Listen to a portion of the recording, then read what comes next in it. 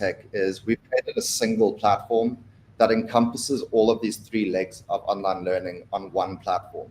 So on the single platform, you can adopt, it's got e-learning functionality, e-assessment functionality, and learner management functionality.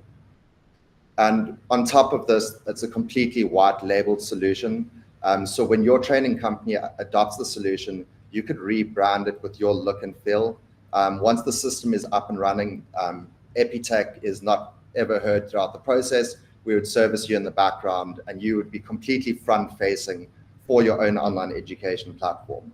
So it will have your own branding. You could link it to your actual website so your students can access your platform through your website. So there's a very organic flow through, an efficient flow through from your branding onto the online education platform.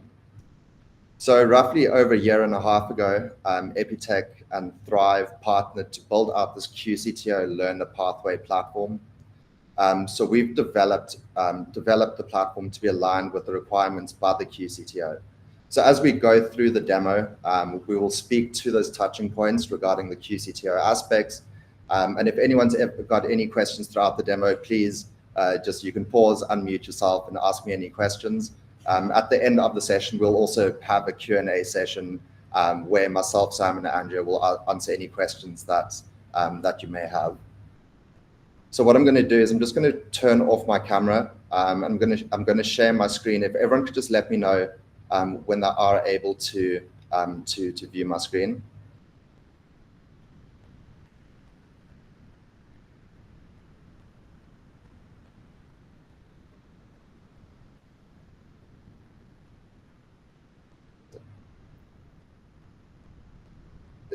Is everyone able to view my screen? Yes, perfect. Great. So how I'm going to conduct the demo is very much a user flow through the platforms, both from the student side and the administration facilitation side. So when your training company adopts the online education platform, you'll receive two separate portals. The one being the learner portal, which is what you're currently seeing at the moment. And this is essentially the portal that all of your students are going to have access to. This is where your students can register for courses, submit their QCTO information, receive their education through live classes or self-paced learning, and also complete their formative and summative assessments.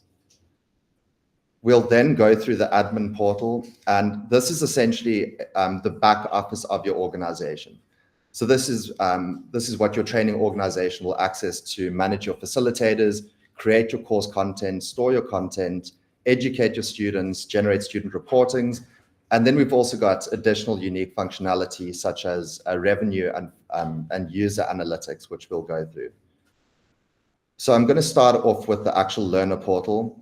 And before I get going, as I mentioned, all of this entire software piece will be rebranded with your company's branding. So at the moment, you can see the Epitech logo and color palettes. This would be completely matched to your training organization's look and feel. So it's very much a white glove, unique service offering for your training company, where, as I mentioned earlier, Epitech works in the background and you'd completely be front-facing for this online education platform, and only your training company will have access to the admin portal. So when students log into their student portal for the first time, they've got the ability to go to their profile section. And this is where they can add all of their student information, which is required by the QCTO. So this is from the student's personal information, the nationality code, citizen status, disability codes, all the data you would have seen before, their personal home address, postal address, to their document uploads. So I'm going to leave this for now, and I'll explain the relevance for when we go to the admin portal. But essentially, we've developed a data capturing tool where it assists your training company in actually collecting all of your students' information and data.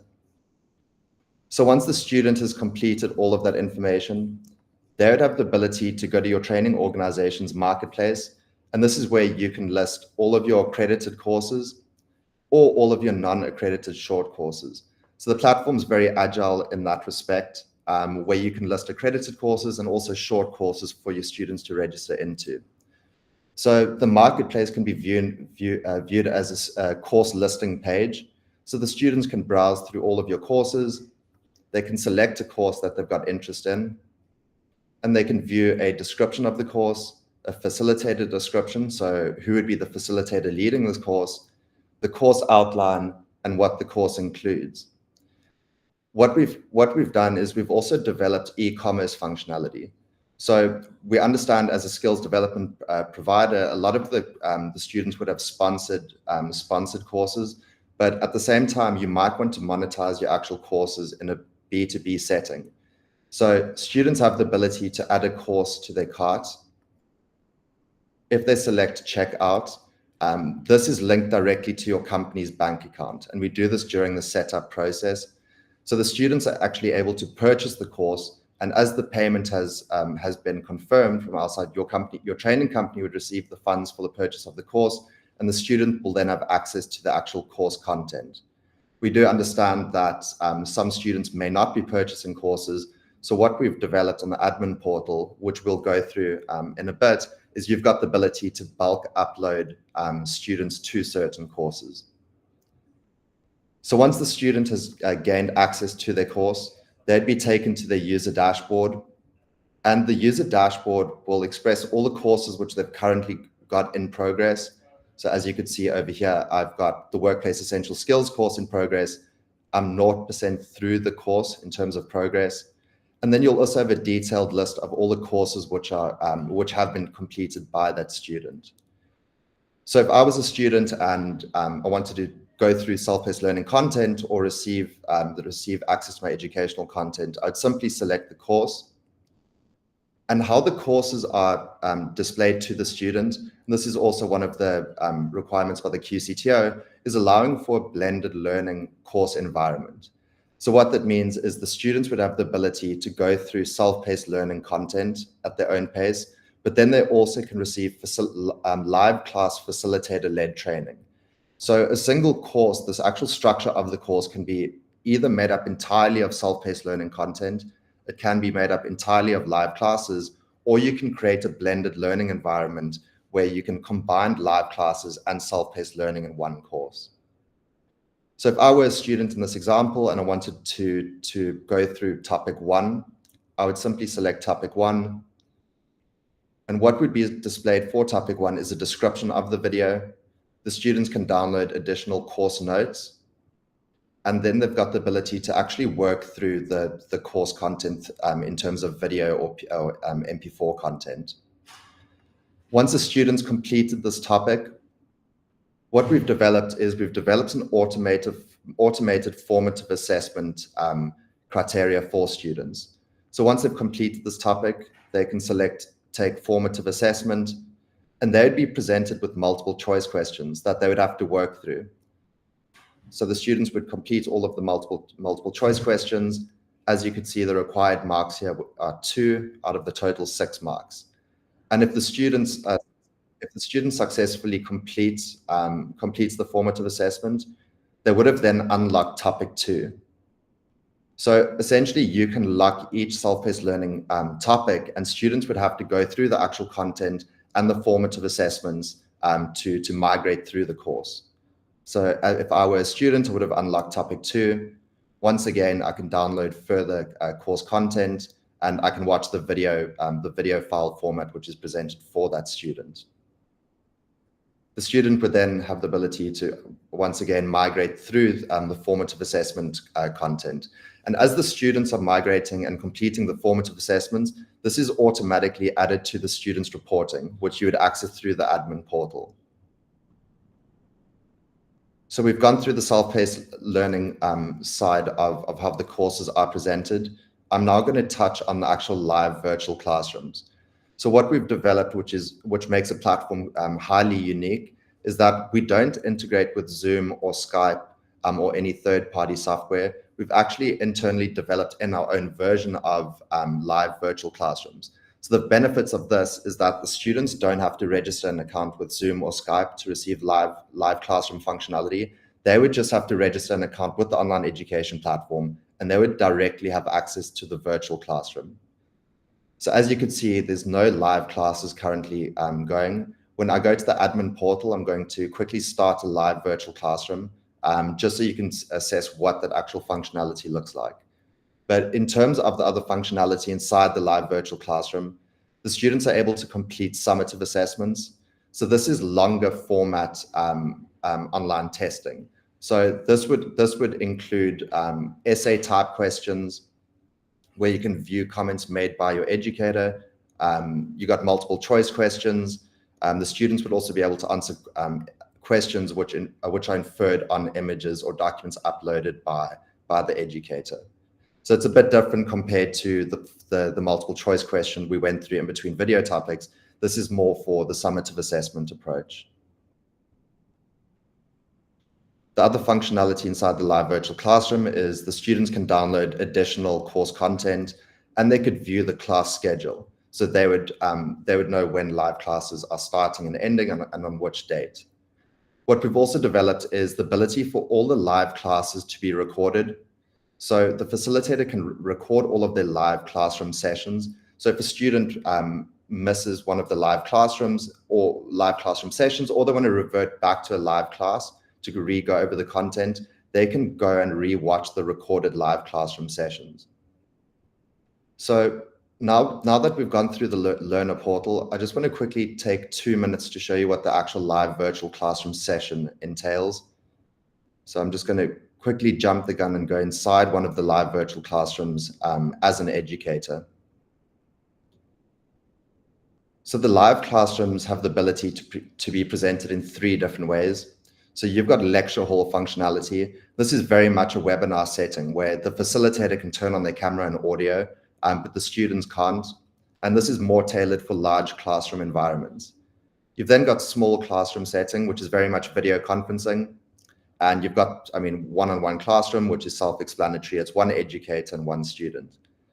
So for this example, I'm just going to go through a lecture hall functionality. You'd select go live. My camera is going to be prompted to turn on. And as you could see, the live virtual conferencing software is now populated. So the educator's camera would turn on the top right over here, as you could see. I'm just going to turn off my microphone. And the students' cameras would populate towards the bottom of the screen.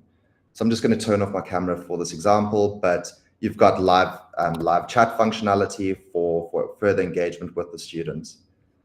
This section over here is an interactive whiteboard.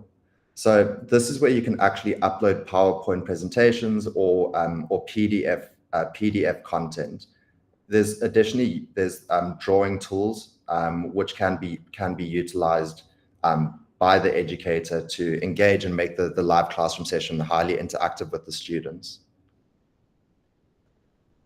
So the drawing tools that you would have access to can actually be collaborated with your students. So if you're teaching maths, for example, you can engage with the students in a very interactive way. You can create multiple versions of the whiteboard. There's text functionality, which you can utilize during your live class lessons. There's rostering software. So you've got the ability to see which students are currently present within the live classroom. You've then got additional tools. So we've got laser pointers. So if you've got your content overlaid inside the virtual whiteboard, you can use this as a laser pointer to emphasize certain pieces of content.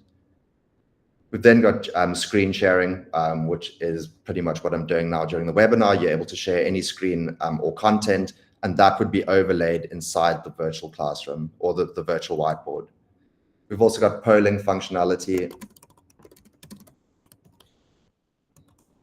where you can create and receive live feedback from your students during a classroom session. So you could see what % of students answered which poll question correctly and use that to guide the educational process further based on content that is being retained or which isn't being retained. So that's a brief overview of the virtual classroom functionality. I'm now going to go through the other functionality within the admin portal. Well, I'm just waiting for there we go, for the live class session to be completed. So just going through the sections on the left, you've got your facilitator section.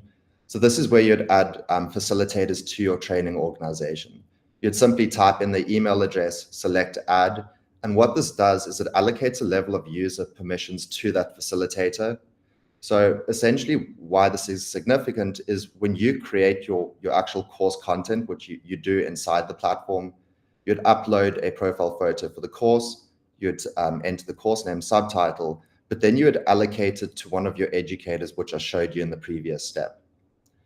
You can then allocate a price to the course. So if you want to make use of the e-commerce functionality, you can monetize that course in the marketplace, or you could select contact for pricing, which is used for the batch upload of students. You'd additionally enter in the course description. You can add a course expiration date. So we understand that a lot of training providers want to protect their IP. And one of the ways to do that is not allow the students to have access to the content for an infinite amount of time. So you can let the course expire on a certain date. So which means the student can have access to the course for a 1-month period or a 2-month period. You then enter in what the course includes, the course outline, and then select create. And this process that I just went over now is essentially the course marketing page that you see over here when you select one of the courses. So as you can see, the course description of the facilitator, what the course includes, and the course outline. And that is all completed through this process over here. And now what you would need to do in terms of actually adding in content, your course would populate under the edit course functionality. You would go to the course that you've been working on.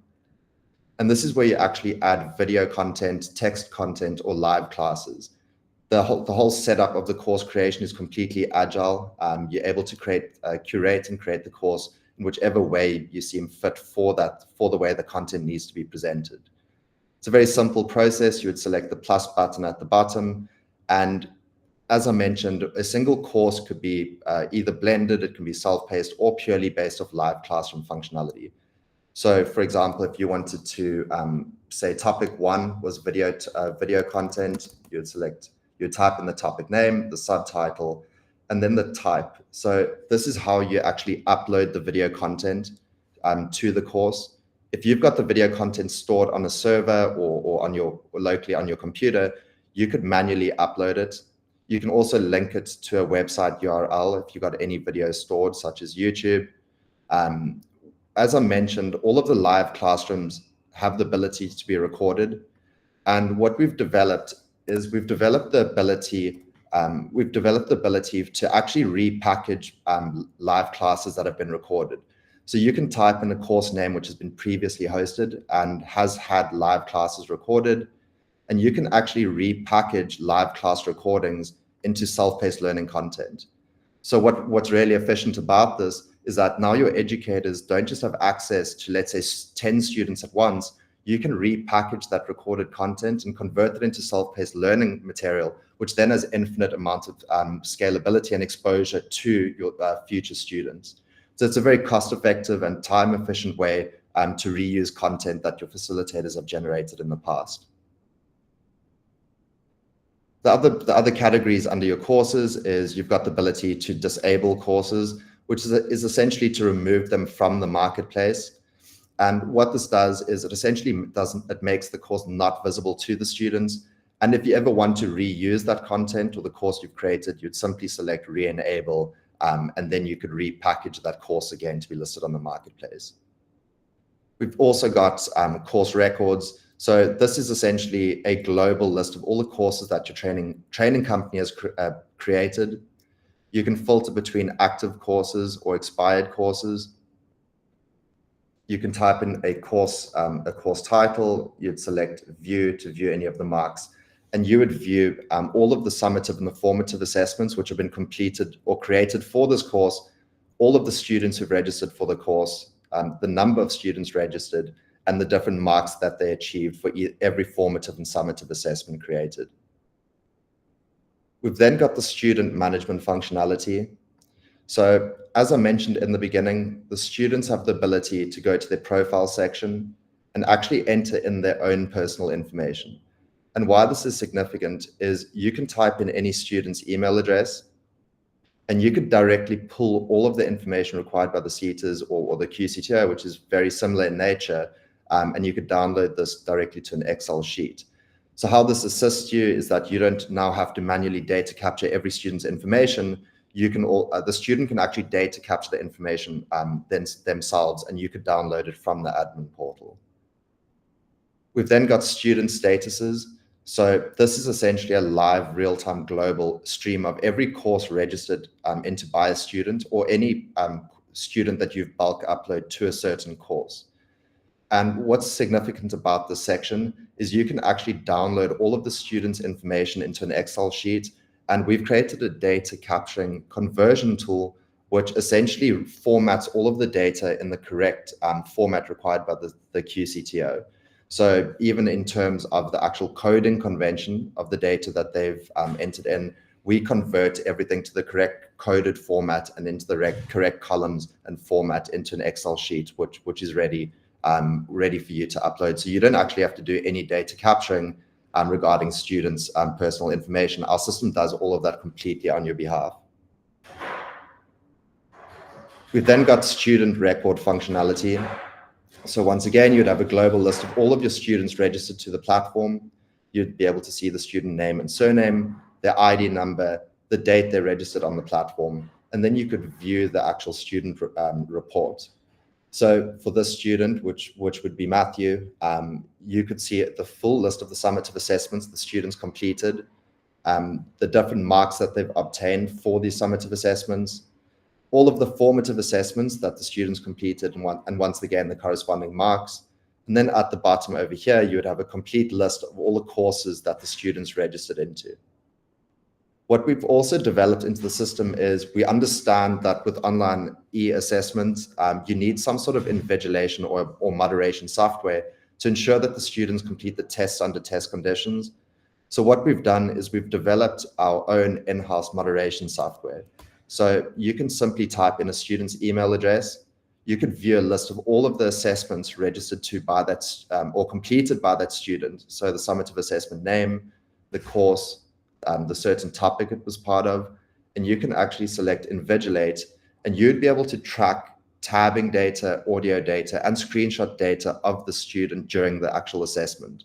So what our software does is when the student is about to enter into the online assessment environment, they're made aware that their camera and their microphone will be accessed, and our software will take randomized screenshots of the student while they're completing the actual summative assessment. We'll also record audio snippets of the student, and you can go back and replay any audio snippets of the time that while they were completing the actual assessment, and also tabbing data. So if a student's completing an online assessment and they're jumping between different web browsers, you can completely pick this up, the timestamp and the different sites that they have visited. There's currently no information displayed over here as we are using the demo platform, but you'll have a complete scope of every student's assessment they've ever completed and a full authenticity procedure to ensure that they've completed tests under test conditions. Just to jump to some of the other unique aspects that we've got.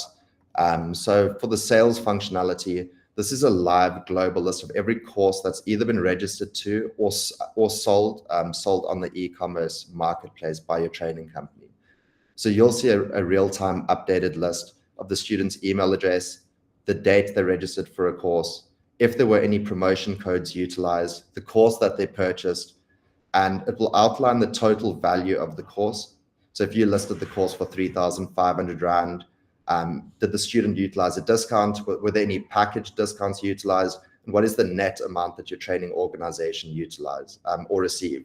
So it's very much an accounting aspect to the online education platform. And this is directly linked to the e-commerce functionality, which we went through earlier. We've then got analytics.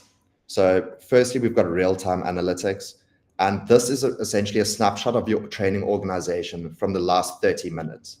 So it will outline how many active users you've had on the platform, how many items or courses were purchased, how many items were added to your cart, how many videos have been played, or how many times live classes have been initiated. And this is all within the last 30 minutes. We've then got revenue analytics, and you can completely filter this between date ranges. So you can select in the past 12 months, what has my training organization generated in terms of revenue. So the great aspect about the date filtering functionality is you could pick up on cyclical trends, and you can assess when most of the demand is procured through your courses and during what time of year. So you'd be able to assess the total revenue during the date range, the total amount of items that were purchased, what is the average purchasing power per student, or the average purchasing rate per student on the platform, what are the average amount of transactions per student, and then conversion rates. So for example, what percent of students views a course in the marketplace, then actually adds it to their checkout cart, and then from checkout, what percent of students have actually gone ahead and processed the payment. We've then got user analytics. Once again, you could use the date range filtering functionality. So in this example, there's a 1 month date range filter, and you could see how many active users there were during this period, how many new users registered on your platform, and what is the average user engagement functionality or on the platform. So roughly in the last month, on average, 19 minutes is spent per student engaging with content on the platform. And then just to go one step deeper, you can actually go to a specific course that you've listed on the marketplace, and then you could view analytics for that course. So you'd be able to view the total revenue, total purchases, the conversion rates, and the user and financial analytics for that specific course listed on the marketplace. So it's a great way to assess the performance and comparison between courses that you have listed. Then just to end off, we've got checkout functionality, and this essentially just gives you the ability to create promo codes, create discount packs, and all of these codes could be utilized by the students at checkout to receive a discount on courses if you are aiming to monetize the sale of the course, and if the student's actually purchasing on behalf of themselves. So we've gone through a very high level overview of the admin portal and the learner portal. Generally, when we go through demos, we pause at this stage so we don't bombard you with too much information. So if anyone on the call has any questions or would like me to go back to any features or functionality that we went through on the platform, you're more than welcome to ask now, and I'll then direct to certain features. And just one more aspect before we take any questions: the software is completely agile in its development, so and responsive in design, so it can be accessed by any tablet, mobile phone, or any device type, really. Matt, just to quickly jump in, please. So we had a question from Annalise. She was asking about the practical components and how they get handled through the software. So just to address that, we've seen different providers use a bunch of different methods when it comes to addressing the practical component. So because of the software's ability to do one-on-one live videos, we've seen some practical components be carried out via live video, depending on the distance between the learner and the educator. We've seen some customers opt to host their practical components in person, like they've been doing previous to this. And then we've also seen the third type, which is the ability for students to actually record their practical component. They then upload it onto their profile, and then the teacher has the ability to, or the moderator, to come and view the video and then assign it a mark with a comment. So there are 3 different ways to approach the practical side of the QCTO qualification.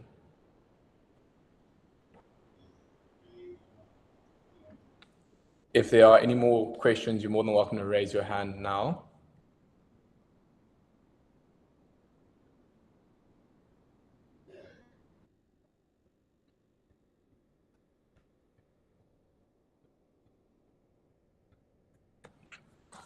Okay, perfect. Well, it looks like, oh, here we go. Lisa. What about certificates? Will the company be able to load it on the platform, and the candidate be able to accept the copy? So we currently have a certificate part of our platform being developed. This will be launched within the next month and a half. And essentially what it will allow you to do is to create certificate types on the platform and then bulk upload them for different courses. So exactly what we're chatting about there will be a PDF certificate, as well as we'll be adding integration where you'll be able to do QR code backed certificates. And essentially what our QR-backed code certificates are is the ability for a certificate to be verified through a QR code. So essentially the student will get both the PDF version and the QR